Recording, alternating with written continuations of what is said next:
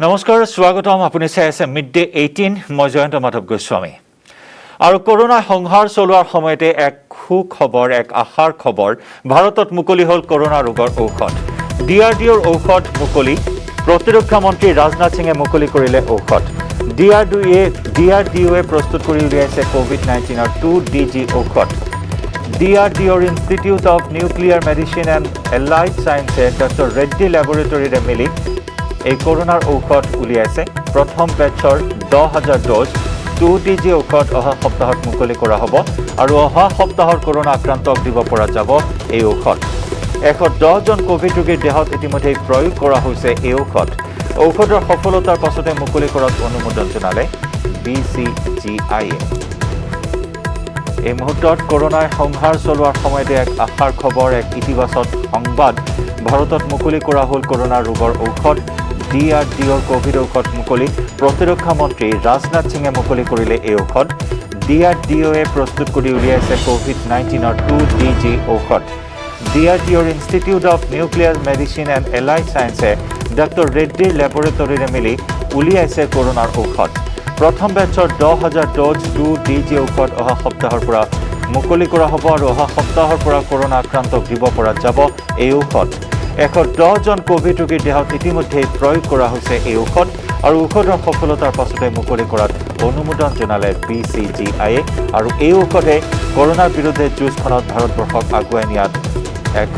অগ্ৰণী ভূমিকা গ্ৰহণ কৰিব বুলি আশা কৰা হৈছে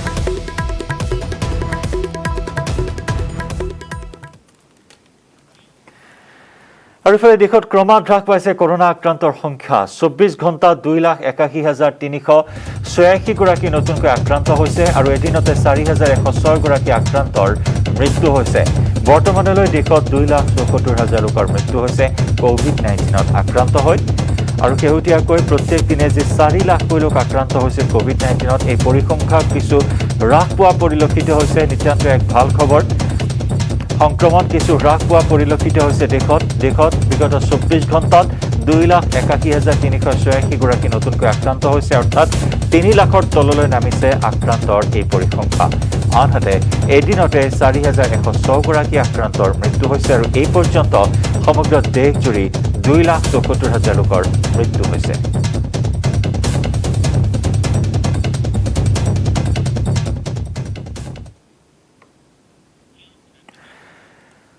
আৰু এক দুঃসংবাদ বোকাজানৰ জ্যেষ্ঠ সাংবাদিক ৰুবুল দিহিঙীয়াৰ মৃত্যু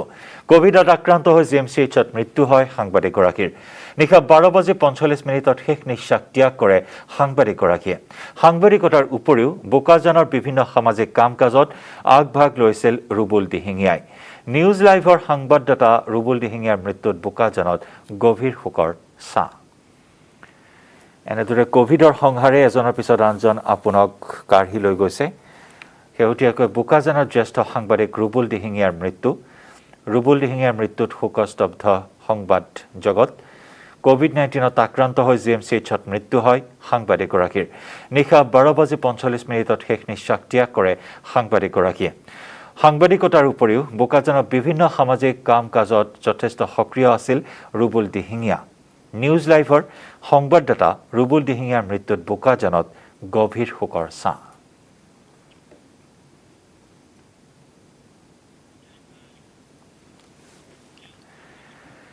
ছয়গাঁও সমষ্টিৰ প্ৰাক্তন বিধায়ক বিশিষ্ট ক্ৰীড়া সংগঠক ৰাণা গোস্বামীৰ দেহাৱসান কৰোনাত আক্ৰান্ত হৈ মৃত্যু হয় ৰাণা গোস্বামীৰ বিয়োগত মুখ্যমন্ত্ৰী ডক্টৰ হিমন্ত বিশ্ব শৰ্মাৰ গভীৰ শোক প্ৰকাশ প্ৰাক্তন বিধায়ক তথা বিশিষ্ট ক্ৰীড়া সংগঠক ৰাণা গোস্বামীৰ বিয়োগত গভীৰ শোক প্ৰকাশ কৰে প্ৰাক্তন মুখ্যমন্ত্ৰী সৰ্বানন্দ সোণোৱালে ৰাণা গোস্বামীৰ বিয়োগত অসমে এগৰাকী সুদক্ষ ক্ৰীড়া সংগঠকক হেৰুৱালে বুলি উল্লেখ কৰে প্ৰাক্তন মুখ্যমন্ত্ৰীগৰাকীয়ে তেখেতৰ বিদেহী আত্মাৰ সদ্গতি কামনা কৰি শোকসন্তপ্ত পৰিয়ালবৰ্গলৈ সমবেদনা জ্ঞাপন কৰে প্ৰাক্তন মুখ্যমন্ত্ৰী সৰ্বানন্দ সোণোৱালে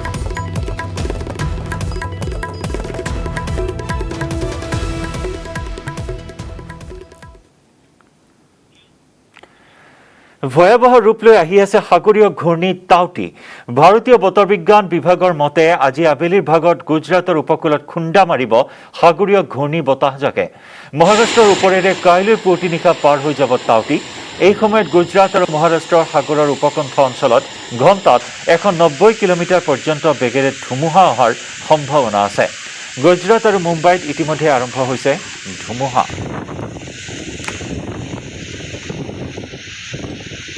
तोक्ते नाम का तूफान धीरे धीरे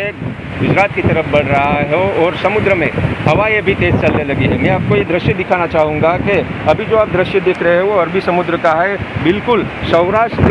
नज़दीक जो अरबी समुद्र होता है वो अरबी समुद्र है और यहाँ पे काफ़ी लहरें चल रही है। समुद्र में लहरें ऊँचे ऊँचे चल रही है और हवाएं भी तेज हो रही है। खास करके यहाँ के जो लोग हैं, जो समुद्र किनारे के आसपास रहने वाले लोग हैं, उनको शिफ्ट किया जा रहा है। और वेरावल बंदर जो है गिर सोमनाथ जिले का, वहाँ पे 10 नंबर का सिग्नल लगाया गया है। और 10 नंबर का सिग्नल का मतलब होता है कि उत्तर दिशा की ओर से जो तूफान है वो पसार होगा और उसकी वजह से काफ़ी हवाएं तेज चल सकती है और समुद्र में 5 मीटर तक ऊंची लहरें जो है वो उठ सकती है। दिनेश सोलंकी, न्यूज़। गुजरात की तरफ धीरे धीरे अब साइक्लोन बढ़ रहा है और अभी हम भावनगर डिस्ट्रिक्ट में, और भावनगर डिस्ट्रिक्ट के घोघा बंदर है। घोघा बंदर पे आप जिस तरह से देख रहे हो तो समंदर में जो करंट है वो भी दिख रहा है। मौसम विभाग ने भी अभी बता दिया है कि अभी गुजरात से जो साइक्लोन है वो 150-160 किलोमीटर दूर है और जो दीव है उससे ये 150-160 किलोमीटर दूर है। अभी जिस तरह से आप देख रहे तो ये घोघा बंदर है। घोघा बंदर पे 9 नंबर का जो सिग्नल है वो भी लगा दिया है, यानी कि पोर्ट पे से सभी लोगों को सुरक्षित जगह पे स्थलांतरित होने को बोल दिया है। अभी यहाँ जो सेंट्रल गवर्नमेंट है उनकी तरफ से 5 भावनगर डिस्ट्रिक्ट में NDRF की टीम भी भेज दी गई है। साथ ही जो समुद्र किनारे वाला इलाका है वहाँ से लोगों को शिफ्ट कर दिया गया है और जो मछुआरे थे उनको भी जो समंदर में से बाहर आने को बोल दिया गया था। देर रात को सभी जो शिफ्टिंग की जो कार्रवाई थी वो चली हुई थी और अभी धीरे धीरे जिस तरह से साइक्लोन नज़दीक आ रहा है उस हिसाब से जो पवन की गति है, हवा की जो गति है वो ज़्यादा बढ़ रही है और साथ ही समंदर की जो लहरें है वो ऊंची उड़ रही है। अब देखना ये होगा कि किस तरह से ये पूरा जो साइक्लोन है वो हीट होता है। पोरबंदर और भावनगर के बीच हीट होने वाला है, तब देखना ये होगा कि कितनी ताराजी हो सकती है। कैमरामैन नीलेश सोसा के साथ मयूर माकड़िया, न्यूज़ 18 गुजराती, भावनगर। সাগৰীয় ঘূৰ্ণি টাউতিৰ গ্ৰাসত মুম্বাই। সাগৰীয় ঘূৰ্ণি টাউতিত 2 ভগ্নীৰ মৃত্যু। সাগৰীয় ঘূৰ্ণি টাউতিৰ প্ৰভাৱত মুম্বাইত 2 ভগ্নীৰ কৰুণ মৃত্যু হয়। বন্ধ কৰি দিয়া হৈছে মুম্বাই বিমানবন্দৰ। ইতিমধ্যে টাউতিৰ গ্ৰাসত মুম্বাই তছনছ কৰি গৈছে টাউতিয়ে মুম্বাইৰ বিস্তীৰ্ণ অঞ্চল। সাগৰীয় ঘূৰ্ণি টাউতিৰ গ্ৰাসত পৰি ইতিমধ্যে 2 ভগ্নীয়ে কৰুণ মৃত্যুক সাৱটি লৈছে। প্ৰকাণ্ড প্ৰকাণ্ড গছ উভালি পৰিছে। ঘৰত টিনপাত উৰুৱাই নিছে। বাসগৃহসমূহ ভাগি পৰিছে। ঘৰৰ ওপৰত বাগৰি পৰিছে গছ, পথৰ ওপৰত বাগৰি পৰিছে গছ আৰু জনজীৱন সম্পূৰ্ণৰূপে ব্যাহত কৰি তুলিছে মুম্বাইত টাউতিৰ গ্ৰাসে।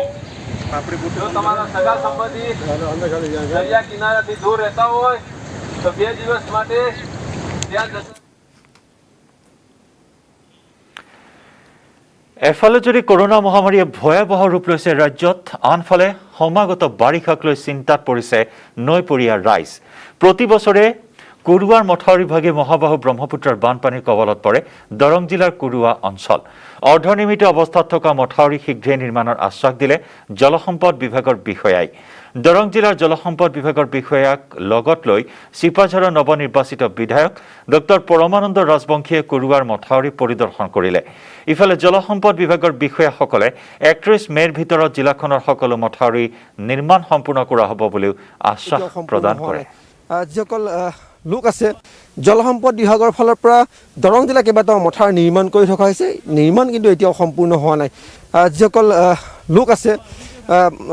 নৈপৰীয়াৰ লোক আছে তেওঁলোকে কিন্তু শংকাত ভুগিছে। আমি দেখুৱাইছোঁ ব্ৰহ্মপুত্ৰৰ মথাউৰি ওচৰৰ মাছে দেখুৱাইছে। আপুনি মথাউৰি নিৰ্মাণৰ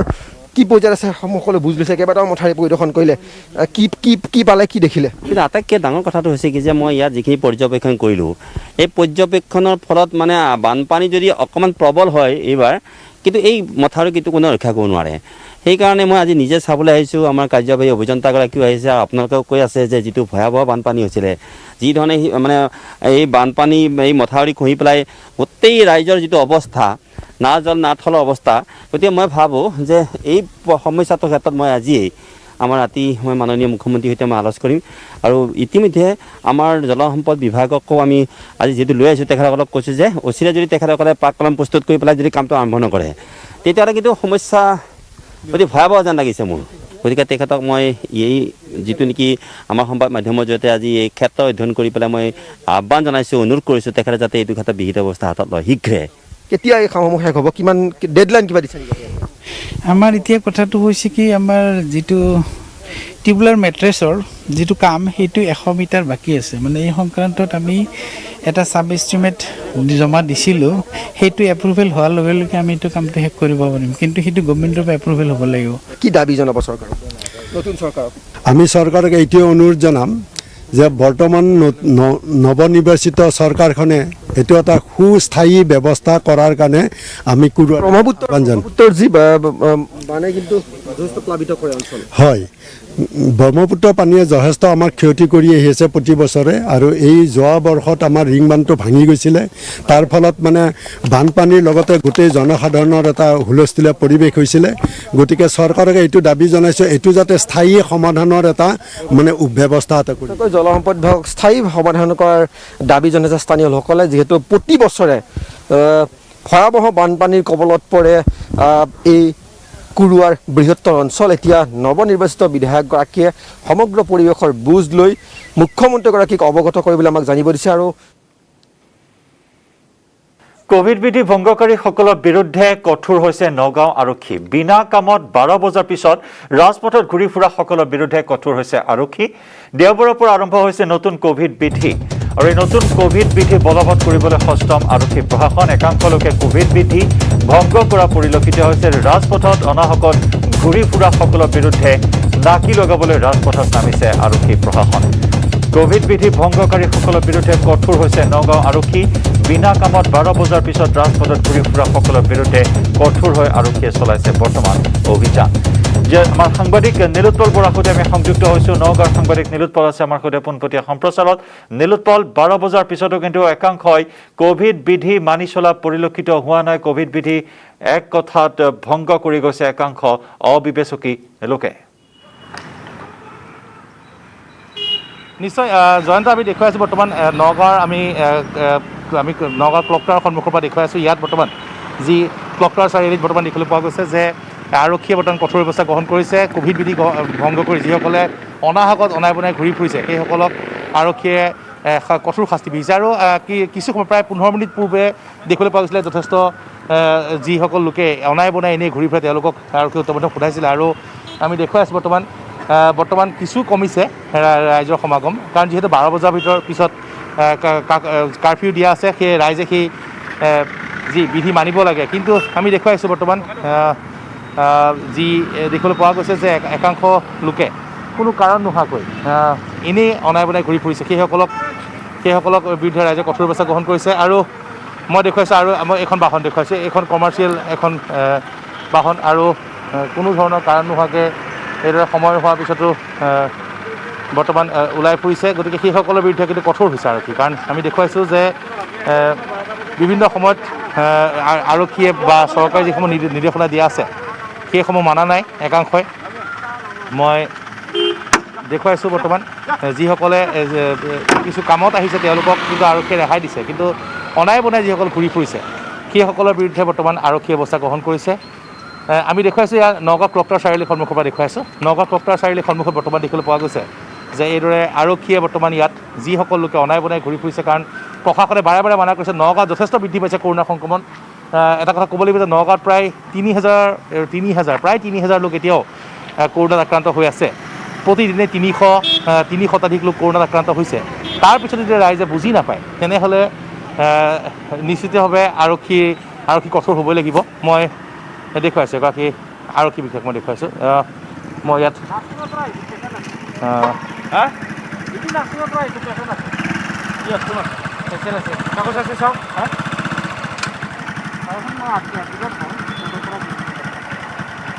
মই দেখুৱাইছোঁ জয়ন্ত এয়া যিসকল লোকে কি কাৰণত আহিছে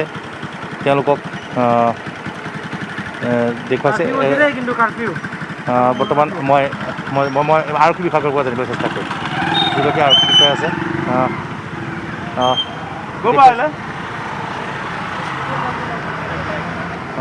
মই আপোনাৰ পৰা জানিবলৈ চেষ্টা কৰিম যিসকল লোকে এতিয়া ক'ভিড বিঘিনি ভংগ কৰি পেলাই ঘূৰি ফুৰিছে তেওঁলোকৰ বিৰুদ্ধে আৰক্ষী কঠোৰ হ'বলৈ বাধ্য হৈছে নগাঁও যথেষ্ট বৃদ্ধি পাইছে কৰোণা সংক্ৰমণ নগদ প্ৰায় ৩,০০০ লোক আছে ৩,০০০ টকা আৰু ৰাইজে ভালদৰে বুজি নাপালে ৰাইজৰ নিজৰ দায়িত্ব আছে কিছুমান আৰক্ষীয়ে সদায় কঠোৰ হৈ থকাৰ কথাই নাইকিয়া ৰাইজে নিজেও বুজি পাব লাগিব নিজে বুজি পাব লাগে ৰাইজে যদি অলপমান সতৰ্ক হয় তেতিয়াহে অলপ আমি ক'ভিডটো স্প্ৰেড হোৱাটো মানে অলপ কমাব পাৰিব সেয়ে আৰক্ষী কঠোৰ হ'বলৈ বাধ্য হৈছে আজি নিশ্চয় ৰাইজে নিজে বুজি নাপালে আৰক্ষী কঠোৰ হ'বই লাগিব আমি দেখুৱাইছোঁ এতিয়া 12 বাজি গ'ল তাৰপিছতে কিন্তু চহৰখনত দেখিবলৈ পোৱা গৈছে যান বাহনৰ চলাচল হৈয়ে আছে একাংশ লোক আহি আছে তেওঁলোকে বিভিন্ন অজুহাত দেখুৱাই পেলাই চলা ফুৰা কৰি ফুৰিছে গতিকে সেইসকলৰ বিৰুদ্ধে আৰক্ষী কঠোৰ হ'বলৈ বাধ্য হৈছে আৰু মই দেখুৱাইছোঁ যে বৰ্তমান ইয়াত আমি বৰ্তমান ক্লক টাৱাৰ চাৰিআলিৰ পৰা দেখুৱাই আছোঁ ইয়াত বৰ্তমান প্ৰতিখন বাহনকে তন্নতন্নকৈ তালাচী কৰা হৈছে প্ৰতিখন মই দেখুৱাইছোঁ আৰু এগৰাকী আৰক্ষী দেখুৱাইছোঁ মই জানিবলৈ চেষ্টা কৰিম বৰ্তমান তেওঁলোকেও কিছু কাৰণত আহিছে আৰু মই দেখুৱাইছোঁ বৰ্তমান মই ইয়াত যিসকল লোক বৰ্তমান ইয়াত আহিছে সোধা পোছা কৰিছে কিহৰ কাৰণে আহিছে একাংশ লোকে অনাই বনাই ঘূৰি ফুৰে সেইসকলৰ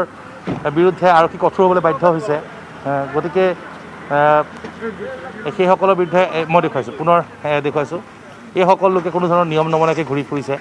দুজনকৈ বাইকত এজন উঠিব পাৰি কিন্তু নিয়ম ভংগ কৰি দুজন উঠিছে গাড়ীৰ আগত বৰ্তমান তেওঁলোকক বৰ্তমান এইদৰে আৰক্ষীয়ে এই দেখিবলৈ পোৱা গৈছে যে এইদৰে আৰক্ষীয়ে বৰ্তমান কঠোৰ হ'বলৈ বাধ্য জয়ন্ত আমি দেখুৱাইছোঁ যে এয়া নগাঁৱৰ ক্লক টাৱাৰ চাৰিআলিৰ পৰা দেখুৱাইছোঁ আৰু এগৰাকী ব্যক্তি দেখুৱাইছোঁ মাস্ক নাইকিয়া মুখত মাস্ক নাইকিয়া আৰু এইদৰে ঘূৰি ফুৰিছে মুখত মাস্ক নোহোৱাকৈ 12 বজাৰ পিছত ঘূৰি ফুৰিছে মই দেখুৱাইছোঁ এয়া আমি এইদৰে বৰ্তমান দেখিবলৈ পোৱা গৈছে একাংশ লোকে এতিয়াও নিয়ম মনা নাই সাংঘাতিকভাৱে সংক্ৰমণ বৃদ্ধি পাইছে তাৰপিছত আমি দেখুৱাইছোঁ যে ঘূৰি ফুৰিছে শিশু লৈ পেলাই আহিছে মই দেখুৱাইছোঁ এইদৰে বৰ্তমান দেখিবলৈ পোৱা গৈছে যে নগাঁৱত এতিয়াও কিন্তু একাংশ লোকে নিয়ম মনা নাই চৰকাৰী নিয়ম মনা নাই যাৰ পৰিপ্ৰেক্ষিতত দেখিবলৈ পোৱা গৈছে যে আৰক্ষী কঠোৰ হ'বলৈ বাধ্য হৈছে আৰু আৰক্ষীয়ে এইদৰে বৰ্তমান দেখিবলৈ পাইছে নগাঁও ক্লক টাৱাৰ চাৰিআলিত আমি দেখুৱাইছোঁ জয়ন্ত এইদৰে কঠোৰ হৈছে আৰু সকলোকে তন্নতন্নকৈ তালাচী কৰিছে যদি বিনা কাৰণত আহিছে তেনেহ'লে তেওঁলোকৰ বিৰুদ্ধে কঠোৰ ব্যৱস্থা লোৱা হৈছে মই দেখুৱাইছোঁ এইদৰে বৰ্তমান সকলোকে আৰক্ষীয়ে কঠোৰভাৱে ইয়াৰ পৰা খেদি পঠিয়াইছে আৰু সকিয়নি দিছে যাতে বিনা কামত 12 বজাৰ পিছত যাতে কোনো কাৰণত ওলাই নাহে আৰু এয়া আমি নগাঁৱৰ দৃশ্যাংশ দেখুৱাইছোঁ পোনপটীয়াভাৱে আৰু নগাঁৱত এতিয়া দেখিবলৈ পোৱা গৈছে আৰক্ষীয়ে কঠোৰ হৈছে অসমৰ প্ৰতি ঠাইতে বৰ্তমান দেখিবলৈ পোৱা গৈছে আৰক্ষী কঠোৰ হৈছে আৰু নগাঁৱতো দেখিবলৈ পোৱা গৈছে যে নগাঁৱত আৰক্ষী কঠোৰভাৱে বৰ্তমান যিসকলোকে লকডাউনৰ বিধি মনা নাই যি নতুন SOP মনা নাই তেওঁলোকৰ বিৰুদ্ধে কঠোৰ ব্যৱস্থা গ্ৰহণ কৰিব বাধ্য জয়ন্ত হয় ধন্যবাদ নিৰোৎপল ধন্যবাদ জ্ঞাপন কৰিছোঁ এখন ছবি এই মুহূৰ্তত আমাক দেখুৱাইছে আমাৰ নগাঁৱৰ সাংবাদিক নিৰোৎপল বৰাই যি সময়ত সংক্ৰমণ ইমান ভয়াৱহ ৰূপত বৃদ্ধি পাইছে তেনে সময়তো গা লৰা নাই একাংশ লোকৰ আৰু এনেদৰে কোভিড বিধি ভংগ কৰি অনাহকত ৰাজপথলৈ ওলাই আহিছে মুখত মাস্ক পৰিধান কৰা নাই সামাজিক দূৰত্ব নমনাকৈ এনেদৰে ওলাই আহিছে একাংশ লোক অবিবেচকিকান্ত এই একাংশ লোকৰ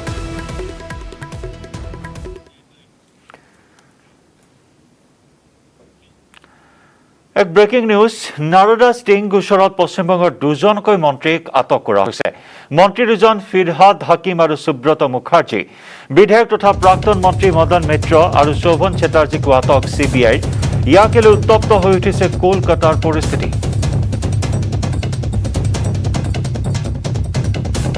এক গুৰুত্বপূৰ্ণ খবৰ আমি জনাইছো নাৰোদা ষ্টিং গোচৰত পশ্চিমবংগৰ দুজনকৈ মন্ত্ৰীক আটক কৰা হৈছে মন্ত্ৰী দুজন ফিৰহাদ হাকিম আৰু সুব্ৰত মুখাৰ্জী বিধায়ক তথা প্ৰাক্তন মন্ত্ৰী মদন মিত্ৰ আৰু শোভন চেটাৰ্জীকো আটক CBI ইয়াকে লৈ উত্তপ্ত হৈ উঠিছে বৰ্তমান কলকাতাৰ পৰিস্থিতি